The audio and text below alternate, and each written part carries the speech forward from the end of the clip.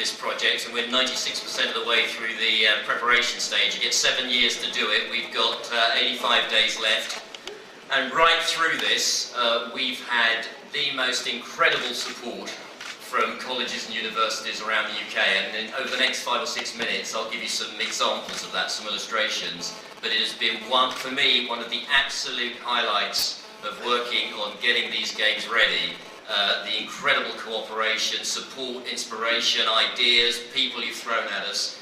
And I just don't want to forget to say thank you on behalf of the project at large.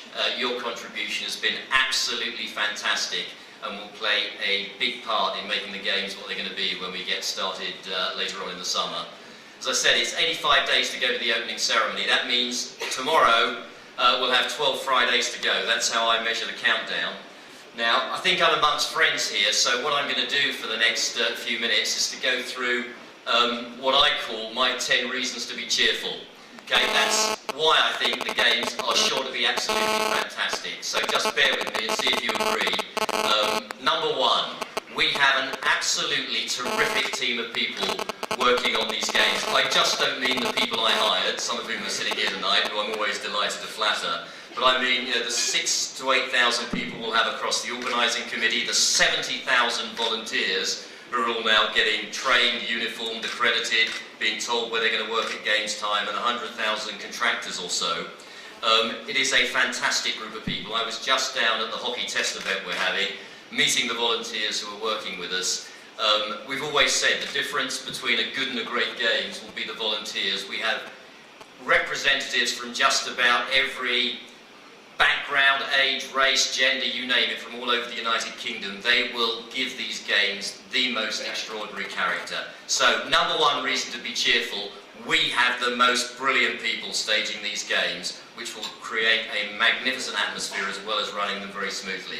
Number two reason to be cheerful, we have the most supportive group of partners, both internationally and domestically, who all want this to be the most outstanding success. Internationally, we have the International Olympic Committee, the International Paralympic Committee, all the sports federations who are bringing effectively their World Championships to London for the summer.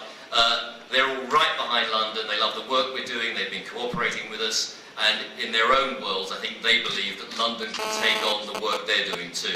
Domestically, the government's behind us centrally. The mayor, whoever it's going to be, is behind us. I know they're both behind us because I've worked with them both before. And local government's right behind us. So everybody is going to make these games a success. Number three, the money is sorted. Very unusual for an Olympic Games to be on time and on budget. We're going to come within the £9.3 billion budget we got at the beginning of this project. We've got £500 million that are still spare. The organising committee has a separate budget, just over £2 billion. We have to raise all the money ourselves, broken all sponsorship records, huge amounts of money coming in from ticketing and from TV rights. We're going to be on time and on budget, so the money's sorted. Number four, we have the most fantastic venues to stage these games. Look out the window, you'll see some of them. Those new venues in the park are absolutely wonderful. We're also using just perfect London venues like Lord's, Wimbledon, Wembley, world famous iconic venues, as well as setting up temporary venues in our beautiful parks, Hyde Park, Greenwich Park, for example. So our venues are absolutely fantastic. By the way, when I talked about the workforce, I should mention the contribution we're getting from the colleges and universities. I mean, I've been up to Sheffield to meet with our Sheffield Hallam students who are participating in our press operations group, a great programme that's been going on there.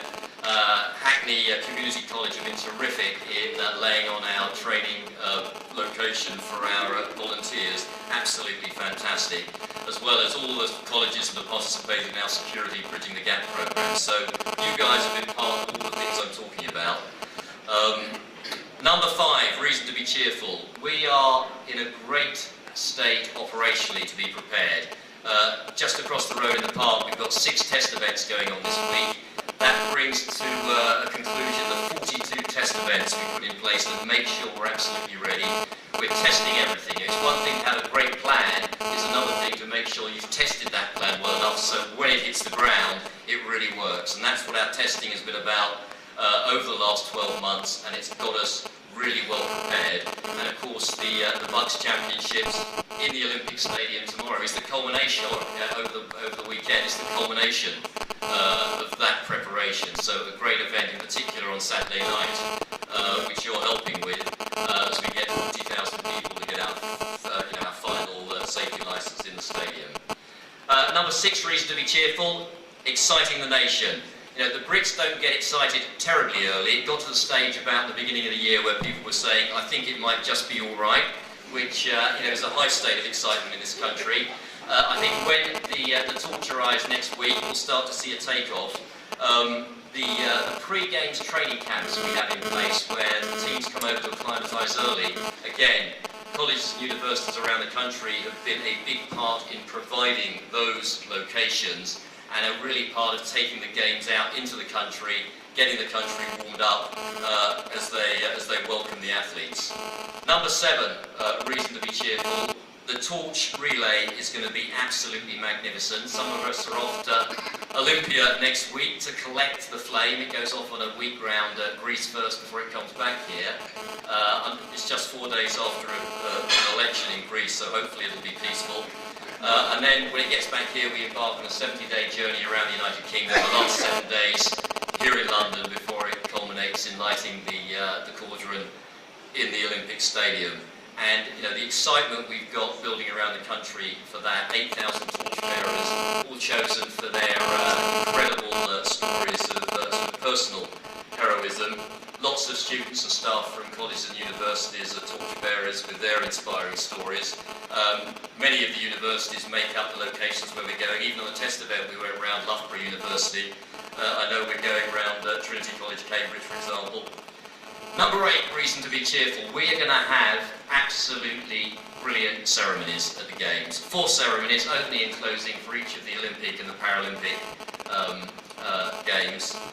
The opening ceremony for the Olympic Games, Danny Boyle's magnificent Isles of Wonder. So for the English students amongst you, the title of Isles of Wonder from The Tempest, Caliban's famous speech.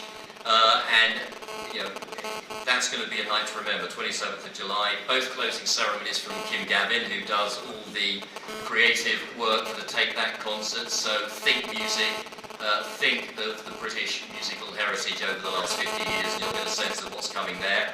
And we just announced at the beginning of this week the theme of our opening Paralympic ceremony, which is the Enlightenment, for the history students who can explain to you what that was all about. And students are everywhere in these ceremonies, whether as performers, costume designers, stage managers, prop makers. We've got students from the Royal College of Art designing the medal podium. So absolutely infiltrated into everything we're doing on the ceremonies. Reason to be cheerful, number 9, we are going to stage the best Paralympic Games the world's ever seen. We're really working hard in getting ready for it. UK obviously has a wonderful history, heritage relationship with the Paralympics, but a great Paralympic team. Above all, we really want to help the Paralympic movement, Paralympic sport take a step forward, and we really want to make sure with some of the messages we send out through the Paralympic Games that it makes a huge impact on social inclusion in this country. Number 10, the final reason to be cheerful. I think everybody is doing an outstanding job and exploiting the broader benefits that come along with the opportunity to host the Games. It used to be good enough just to stage a great Games, but now with the money you're investing, you really do need to have to demonstrate that you're maximising the yield in every single way you can. So look at the transformation that's happened on the site out here in East London. That regeneration is already evident. Anybody who saw that site before we started will tell you just what a transformational change has gone on there. Look at what this potentially will do for the tourism industry in London. We will be sending images about London and the UK around the world, sending people back with wonderful experiences of their time here during Games time, which will be fueling our tourist business for the next 10, 20 years. And that's incredibly valuable. The businesses that have been involved in building the park, in supplying the Games, have developed an expertise. If you can do this, it's the biggest gig in town. It's the biggest, it's the most complicated. With those credentials in your pitch book, those British businesses are going to get an enormous amount of follow-up business, both here in the UK, but probably more importantly around the world. And I can continue on the broader benefits, but absolutely key to justify the public investment that went into to converting the land out here into such a terrific legacy. It's another landmark on Saturday night. One of the reasons we're having the show in the evening after the athletics is it's 12 hours to go. We're great at anniversaries. There's plenty to be done in those 2012 hours we've got left before the summer arrives.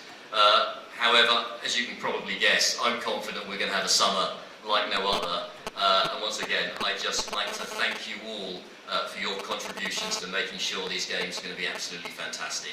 Thanks everybody and have a great evening.